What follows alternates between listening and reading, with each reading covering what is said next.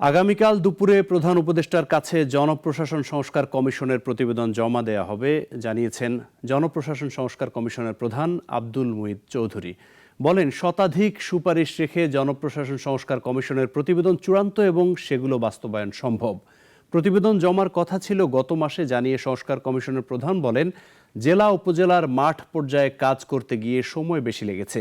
এই প্রতিবেদন তৈরি করতে মতামত নেওয়া হয়েছে অনলাইনেও। এছাড়া একই সঙ্গে কাল আইন কমিশনও তাদের প্রতিবেদন জমা দেবে। আমরা মাঠে গিয়েছি, লোকের সঙ্গে কথা বলেছি, আপনারা এটা জানেন, এগুলো তো আমরা এর আগেও বলেছি। বিভিন্ন জায়গায় জেলাতে উপজেলাতে আমরা গিয়ে কথা বলেছি। অনেক লোকের অনলাইনে আমরা অপিনিয়ন নিয়েছি, সেগুলোর ভিত্তিতে আমাদের রিপোর্ট আজকে আমরা চূড়ান্ত করে স্বাক্ষর করব। কালকে দুপুরে 12:30টায় আমরা মাননীয় প্রধান উপদেষ্টার অফিসে যাব এবং তাকে হস্তান্তর করব।